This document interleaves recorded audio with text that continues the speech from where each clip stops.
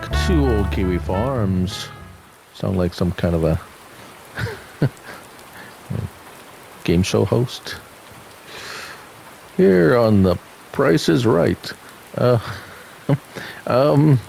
Yeah, so as you can see, it's still raining. That's okay. It's midsummer. We've got all our crop in the silo already, and well, it's time to lime. As if you recall, we did 11 already, but now all the other fields need to be limed. So I got my handy dandy trusty little fertilizer lime spreader. This, of course, is it comes in a pack. It is the Euro Span. So that is the actually that's the cedar we used. And here is the fertilizer lime spreader. It also comes with a little trailed lifter, and that has come in quite handy for a number of things.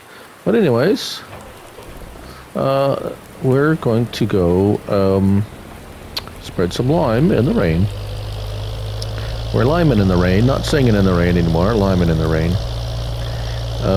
And this, of course, ooh, that is heavy. You probably see me do this a lot. I'll take my spare lime with me.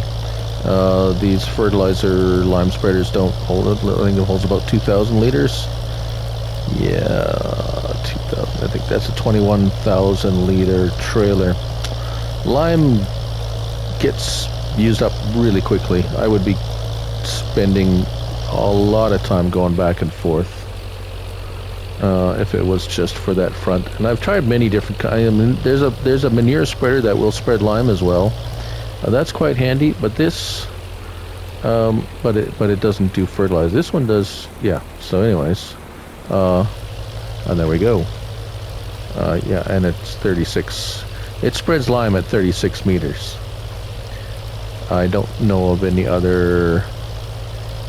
There might be, but I really can't recall right now a spreader that spreads lime at 36 meters. There's a few that'll spread fertilizer, but if it spreads fertilizer at 36, generally it spreads lime at a narrower spread for some reason, but not this one. So yeah, so it makes liming somewhat less painful, for sure. And the fact that not constantly going and refilling and refilling and refilling, it's a the way I see it is, I'm just taking my, when it runs out, I go and refill it, while it's on the back. I mean, it's kind of does it automatically, but we can pretend.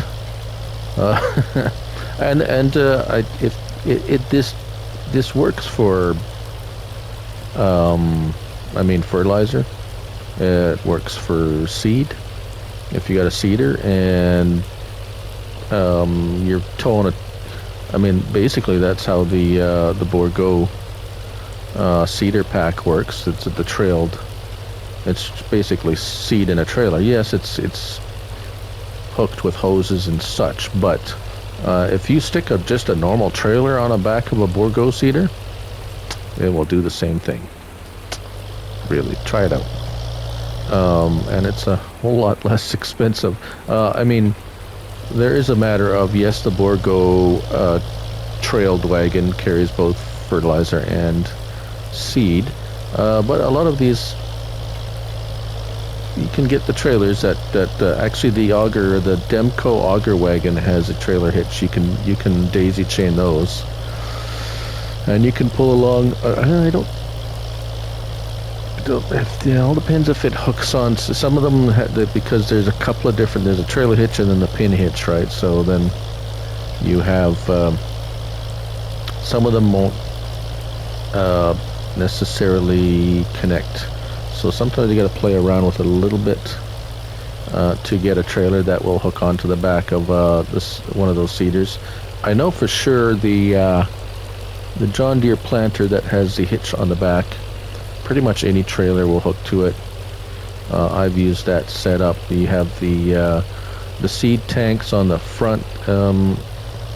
You see me use that on the last on my seeding when I was seeding the rice.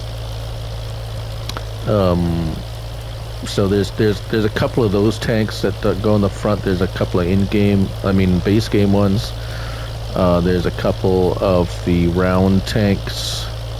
There's one that has both seed and fertilizer, and there's one that's just you can either put seed or fertilizer. So there's lots of options when it comes to carrying around spare product. Anyways, there is also basically a self-propelled auger wagon. I've used that a few times in different configurations. It's not, I would say, not quite as universal as some other options, but it's kind of neat to use sometimes and try out.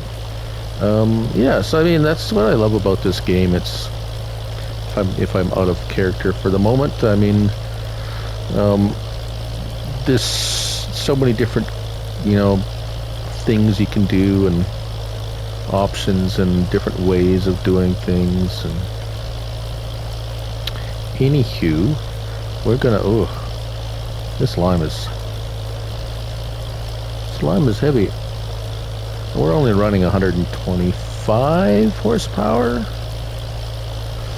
I would do it with Liz, but Liz doesn't have even a front hitch on the front, so she's kind of limited into what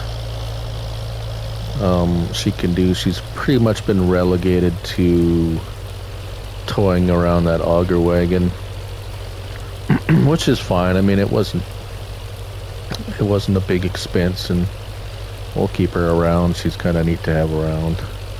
And there's our first field. So we're gonna make our it's not liking this. You're half empty already. He's having a little trouble. But anyways, we're probably gonna be looking at a little bit bigger of a tractor, maybe something. Kick it up a notch a bit or two. Our funds are sitting pretty good. Yeah, so we're gonna look at some upgrades for sure. Keep things interesting. Our next crop on the rotational scale. If we're gonna take a quick peek at our crop rotation, we are into coffee next. So that will be interesting. I've done coffee in other places, shall we say, and they all seem to be a little different. But anyways, we still got, but that's in spring. We're still summertime. We're talking next year already. So we still have winter plans here.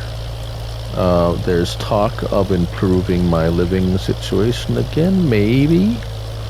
We'll see in spring, perhaps. I know our little friend Robert there is sure to pop by this fall again for an update, and it might be.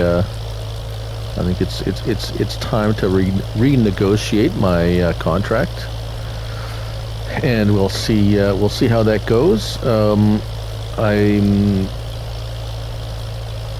come springtime, I'm going to see if I can renegotiate that the limit on purchases, because I mean, leasing is fine. It's been working out fine too, actually. I mean, it only cost us about 35,000 to lease the harvester there to harvest all of our crops.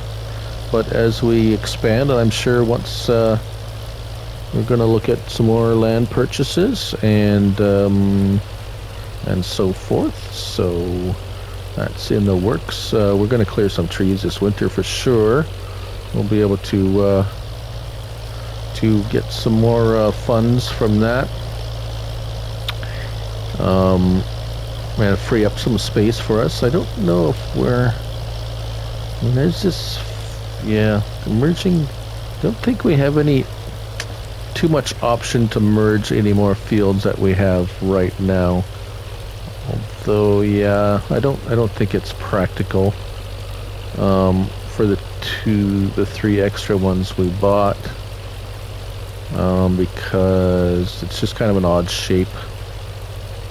It wouldn't really help us out that much. Wouldn't be able to really square off anything. So,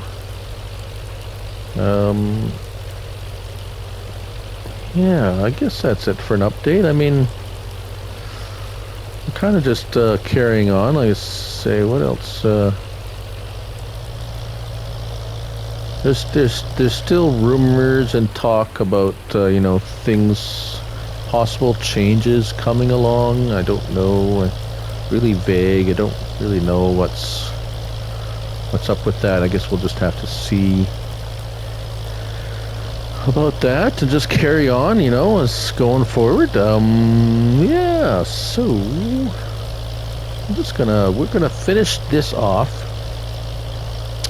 and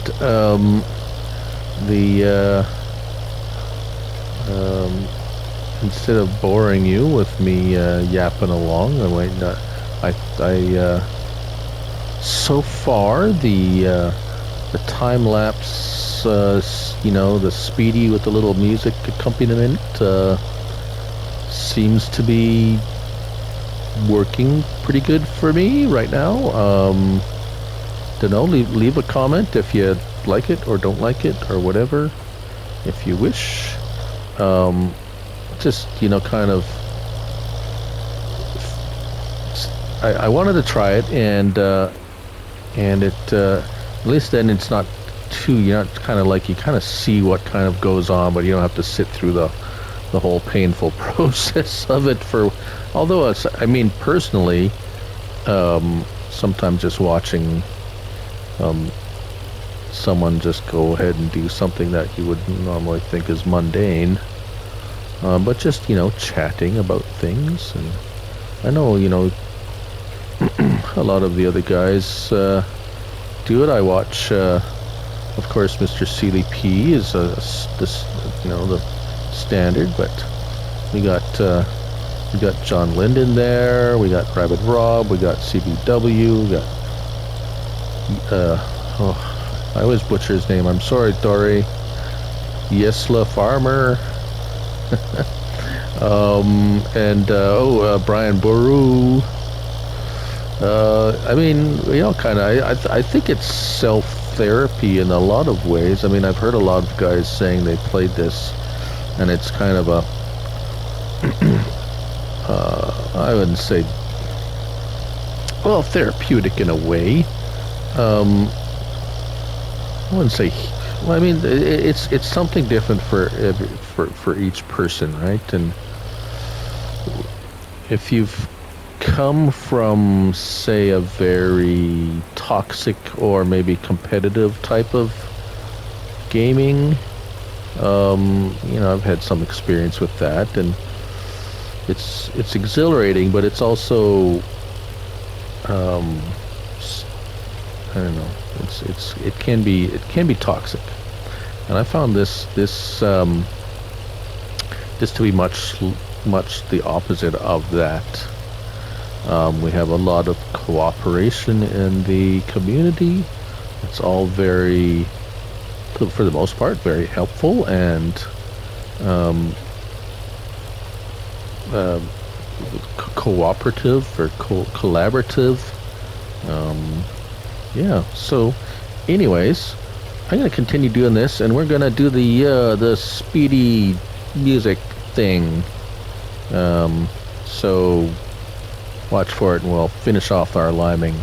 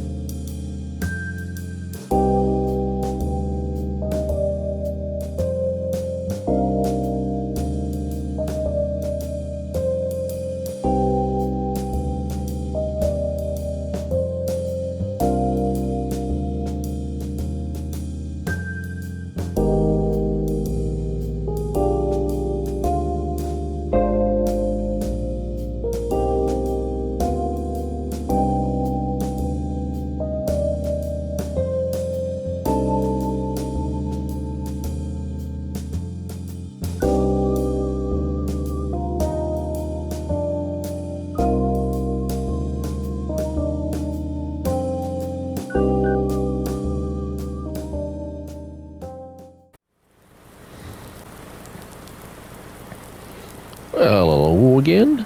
Um, I had hired a worker, set him off to do a little bit, and he got a little bit carried away.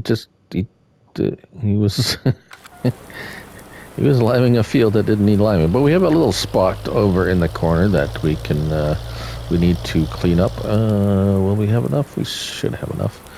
I thought I'd take this opportunity to say a little bit about our friend Lime here. I don't have a whole lot of information, but looked up a little bit of information a la CDP, and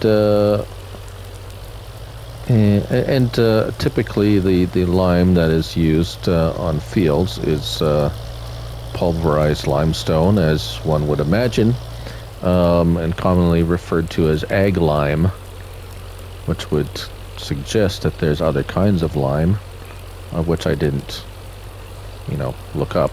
But another interesting note was they put additives in it too. So magnesium and calcium are often added to the mixture to augment the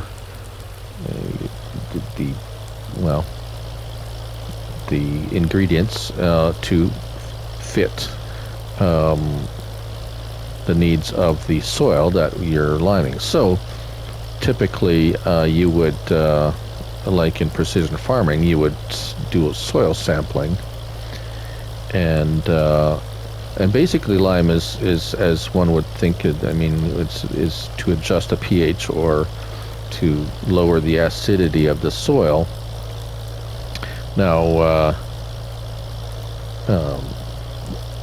acidic soil or soil that is too acidic, plants don't like it. Now, depending on what kind of crop it is, and I didn't find out what kinds of crop are more tolerant to acidic soils or not. But so some plants are much more sensitive to acidic soil. So then, when you spread lime, it lowers the pH, and also it's interesting that typically they recommend liming and then waiting 6 months before you plant a crop. So it's not something you just go ahead and do and then go ahead and plant over top. I mean, we do in this game, but I thought it was interesting. A few little tidbits of information about lime and how it is sometimes used on on farmers' fields in this particular way. Yeah, and then of course, like everything, there's different ways of using it, and different additives, and different reasons to use it, and different, uh, the frequency of using it too is, of course, going to depend on the type of soil and what you're growing in it. And fortunately, in our particular situation here, we don't have to go through the sampling process.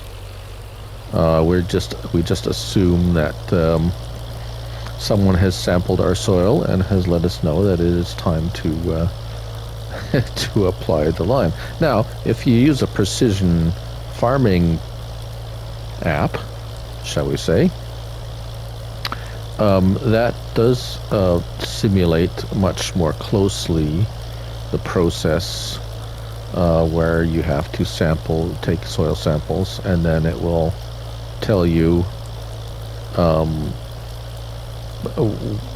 at what acidity or what pH level your soil is, and then when you're applying it, it will apply accordingly to reach the optimal pH level of the soil. Anyways, that's just our little, that's your little your lime tip for today. And we're done. We are, there's a little spot there. That's okay. That's not going to bother too much. We'll get it next time. Yes, so, and it's just a rainy day. We're going to go put this stuff away. And, yeah, the next time I see you, we're gonna just stop here and look at this, look at our setup here. Yes, so next time I see you, we're going to probably be, maybe, we'll see how it goes. Our next project is to clear some trees, and that'll be fun. And yeah, so hope you enjoyed this episode. Was a very limey episode. Kind of a little bit shorter than usual, which is nice. A nice little quick little lime session. If you liked it, throw a like. Yeah, that's about it. If you want to subscribe, that's fine. If you want to leave a comment, please be my guest. I'm Looney Farm Guy, and remember, it's a game, so we're supposed to have fun. That's what it's for. We're supposed to have fun with it. Have fun with it. Anyways, till next time, bye for now.